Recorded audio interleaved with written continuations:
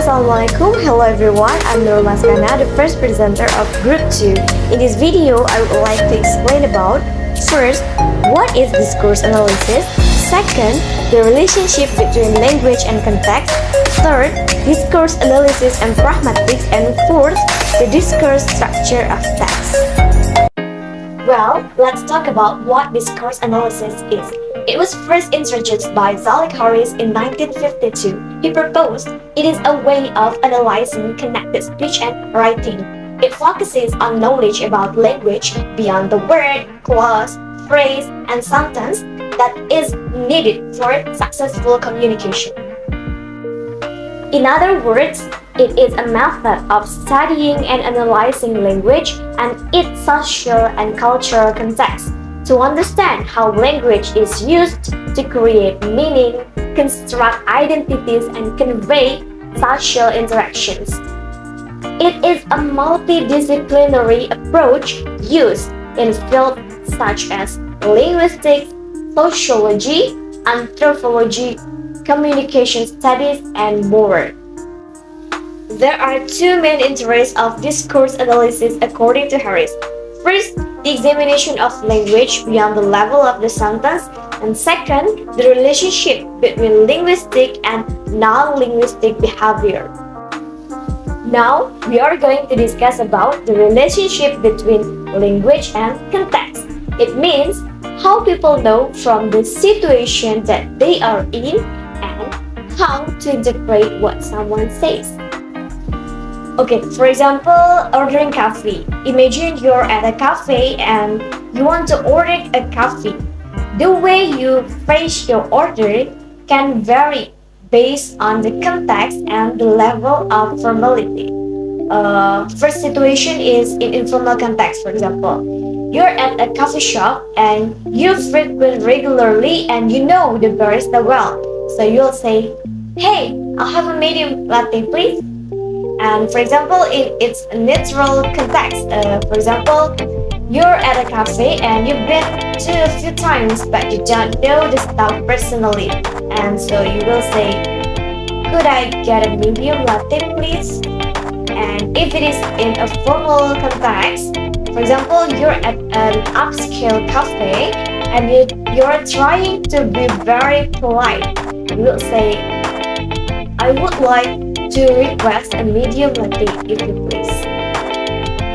Moreover, Johnston 2002 mentioned that discourse analysis that is interested in what people draw on the knowledge they have about language to do things in the world. Well, now let's take a look on discourse analysis and pragmatics. Pragmatics is concerned with how the interpretation of language depends on knowledge of the real world. Pragmatics is interested in what people mean by what they say rather than what words in the most literal sense might mean by themselves. It is sometimes constructed with semantic, which deals with literal meaning, that is meaning without reference to users or the people of communication. For example, when someone says, "It's hot here," pragmatically, it means that he needs someone to turn on the air conditioner or fan. And semantically, the room is hot. The second example is when someone says, "I am on the way." Pragmatically means getting ready and semantically means literally on the way. A consideration of the ways in which people mean more than what they say in spoken and written discourse. Next is about the discourse structure of the text. Discourse analysts are also interested in how people organize what they say in the sense of what they typically say first and what they say next, and so on, in a conversation or in a piece of writing. This is something that varies across cultures and is by no means the same across languages. For example, you get the email from a Japanese university. The staff may start with the reference to the weather, saying immediately or something like greetings from a hot and sizzling Tokyo. We, of course, may also say this in an email to an overseas colleges, but it's not a ritual requirement in English as it in Japanese. The first researcher of examining the discourse structure of text was Mitchell, 1957. He looked at the ways people order what they say in buying and selling interactions. Like, for example, we are at the market and the seller will say, "Come in, what are you looking for?" Well, that's all from me. Thank you very much for your great attention.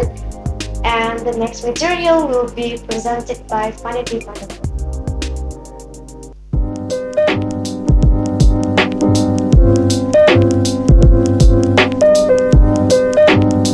Cultural group is through the notion of the ethnography of communication by Himes, 1964. There are apparently various definitions of this term, but to make it brief, it's simply defined as the name tells, ethnography. It refers to the study or approach of communication within the background of social and cultural practices and beliefs. This was a reaction to views that language merely had little or no influence to the social and cultural context in which the language occurs. In particular, he considered aspects of speech events, such as who is speaking to whom, about what, for what purpose, where, when, and how this impact on how we say and do things in culture-specific settings. For example, the way we call our teacher in the teaching and learning circumstances in every country may be different. In an English-speaking country, it is very common to call your teachers or lecturers by their names, but it is not certainly in Indonesia. In Indonesia, we usually call our teacher by Bu if they are women and Pak if they are men to show respect. So in this case, in most Western culture, calling your teachers or lecturers directly by their names does not mean that you are being rude or you do not show respect to them. It is simply because it's apparently the culture. And this habit may also vary from one country to another. Additionally, it means that there are culturally different ways of doing things with language in different cultures. The order or sequence of events we go through may be the same in both cultures, but the way of using language in these events and other sorts of non-linguistic behavior, such as gesture, mimic, may differ. Second, communicative competence and discourse. So, communicative competence by Himes, 1972, is an important part of the theoretical background to the ethnography of communication, communicative perspective on language teaching and learning, and also to the discussion of spoken and written discourse. In Cannell and Swain, 1980, and Cannell, 1983, communicative competence consists of four main aspects. First, grammatical competence or mastery of the language code. Second, sociolinguistics competence or knowledge of appropriate language use. Third, discourse competence or knowledge of how to connect utterance in a text so it is both cohesive and coherent. And fourth, strategic competence or mastery of the strategies that speakers use to compensate for breakdowns in communication, as well as the strategies they use to enhance the effectiveness of communications or to diminish the failure in the communication.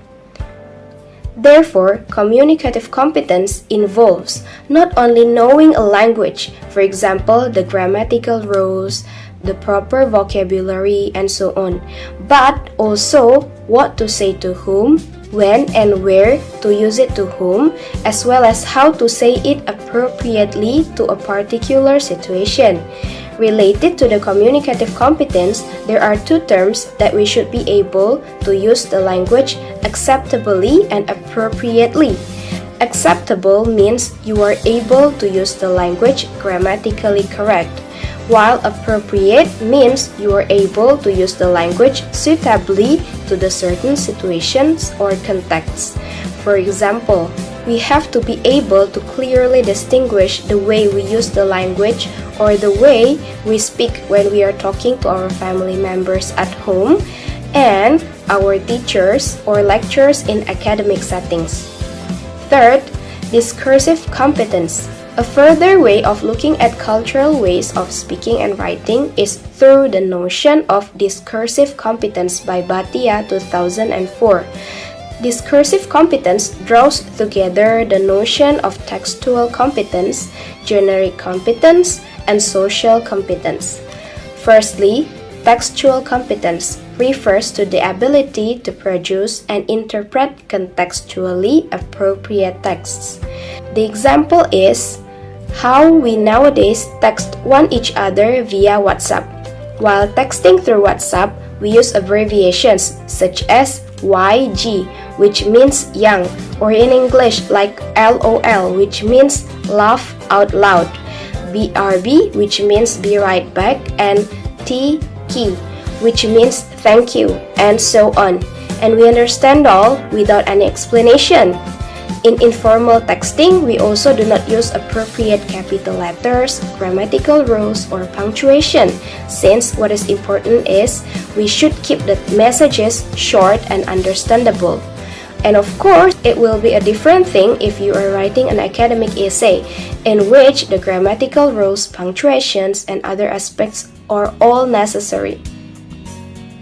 Secondly, generic competence describes how we are able to respond to both daily and new communicative situations by constructing, interpreting, using, and exploiting conventions associated with the use of particular kinds of texts or genres.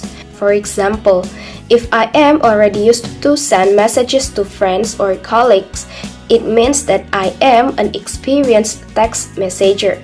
Then I can do it easily. In contrast, if I am new to text messaging, I have to learn first what the rules are for this kind of interaction and what are the possibilities and limitations are in terms of what I can say and how I can say it.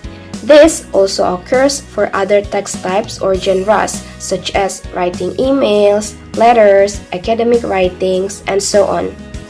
In short, we should be aware of how to use the language in every particular circumstance.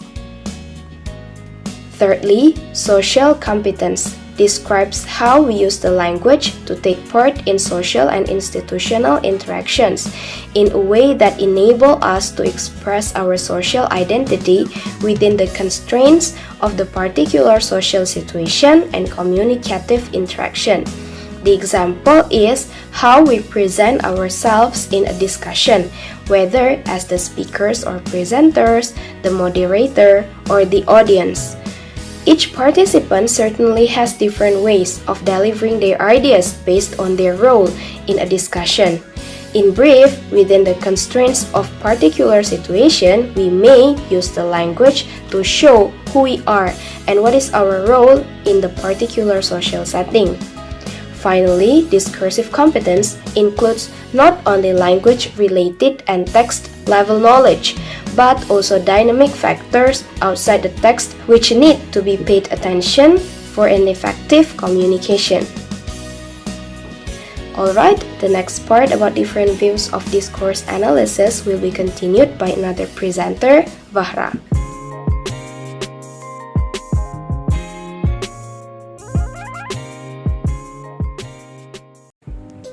Hi everyone, my name is Fahradila Azahra.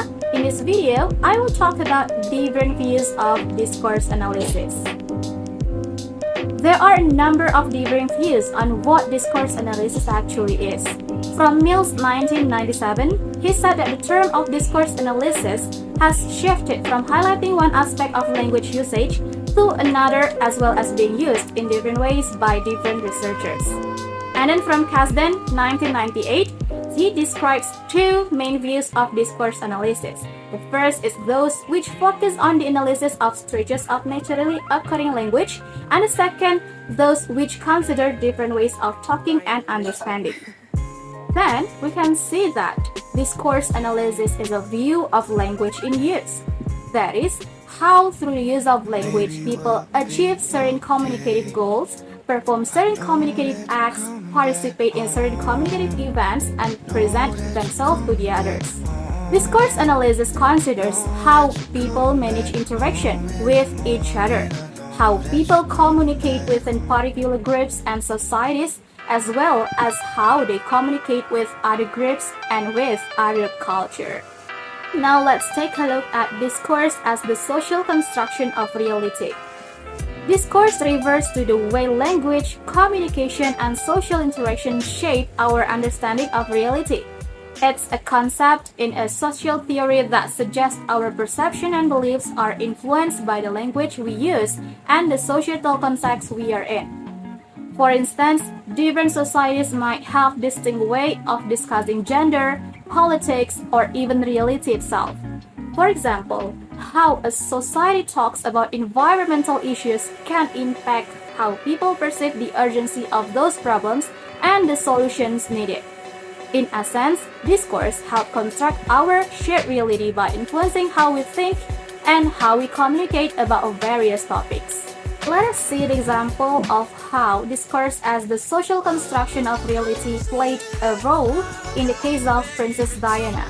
By presenting herself and Prince Charles in certain ways, she shaped public perception of her social world. The princess creates a view of herself and the world in which she lives in a way that she wishes people to see her. Princess Diana's life and image were heavily influenced by discourse, which in turn constructed a particular reality around her. Her marriage to Prince Charles, her charitable work, and her tragic death were all subject to media and public discussions that shaped perception of her. In this example, discourse played a crucial role in shaping the public's understanding of Princess Diana's life, character, and impact. The media's portrayal of her actions, choices, and relationships constructed a particular reality around her, influencing how people around the world perceive her and continue to remember her today.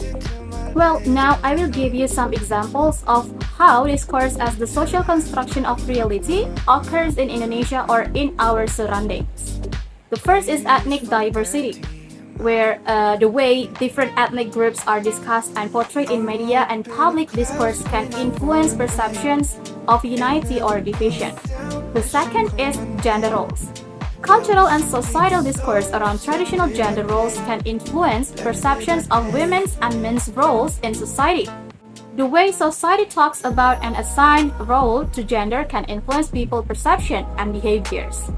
If a society consistently discusses certain activities as masculine and feminine, it can reinforce traditional gender norms and expectations. The third is media and entertainment. The language used in entertainment and media content can influence societal norms and behaviors. On social media platforms, users often show their lives by posting positive moments. This can create a distorted perception of reality, as people may believe others are having perfect lives, even though they are only seeing it in a picture they are posted. The fourth is news reporting. The language used in news articles can influence public opinion on events. For instance, describing a protest as a riot versus a peaceful demonstration can lead to different perception of the same event, as well as the language politicians use can influence public opinion and policy decisions. Alright, now we move to discourse and socially situated identities. When we speak or write, we use more than just language to display who we are and how we want people to see us. The way we dress, the gestures we use, and the way we act and interact also influence how we display social identity. Other factors which influence this include the ways we think, the attitude we display, and the things we value, feel, and believe. G 2005 argues that the ways we make visible and recognizable who we are and what we are doing always involves more than just language. It involves acting, interacting, and thinking in certain ways. Again, Princess Diana as the example. She is not only expected how to speak in the particular place and at the particular time, but also how she should dress, how she can use body language to achieve the effects that she wants, as well as the values, the attitude, beliefs, and emotion it is appropriate for her to express in a situation. She knows how to enact the discourse of a princess being interviewed about her private life in the open and public medium of television. Furthermore, discourse involves the socially situated identities that we enact and recognize in the different settings that we are interacting. They include culture-specific ways of performing and culture-specific ways of recognizing identities and activities. Discourses also include the different style of language that we use to enact and recognize these identities. Discourses also involve the characteristic of ways of acting, interacting, and feeling, and characteristic ways of showing emotion, gesturing, dressing, and posturing. They also involve particular ways of valuing, thinking, believing, knowing, speaking and listening, reading, and writing. Okay, now we move to discourse and performance.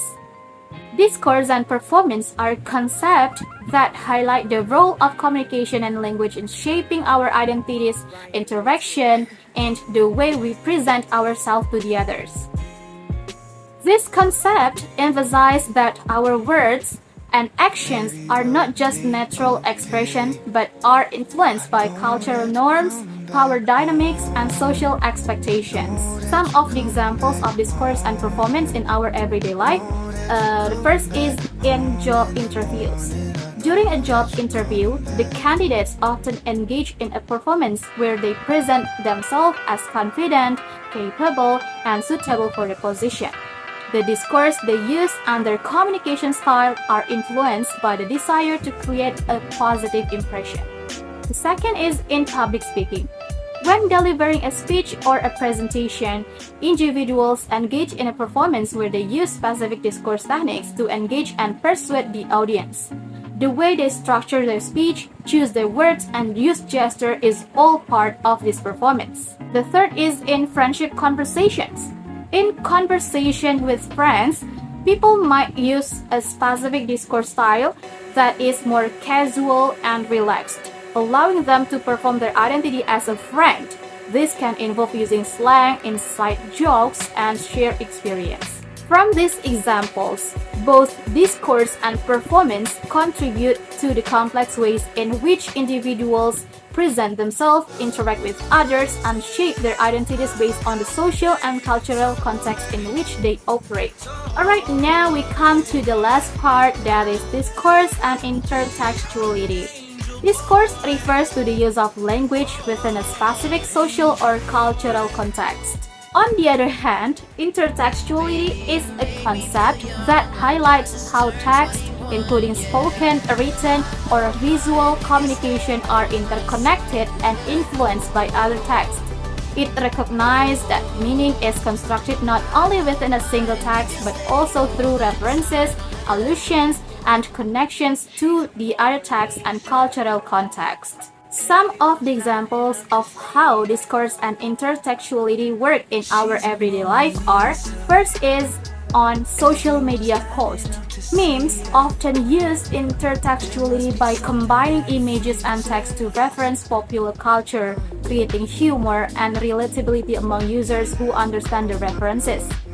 When someone references a popular meme or viral video in their social media post, they are using intertextuality to connect with a broader cultural context and engage their audience. The second is in academic papers. The scholars engage in intertextuality by building upon previous research, citing other authors, and referencing established theories. This contributes to the ongoing discourse in their field. And then next is in conversation, when we are talking with our friends, discussing recent movies that we have watched and quote a memorable line, we are using intertextuality to share our thoughts more vividly and connect our shared experience. Well, that's all from my explanation. Now we move to question and answer session. Here are our questions.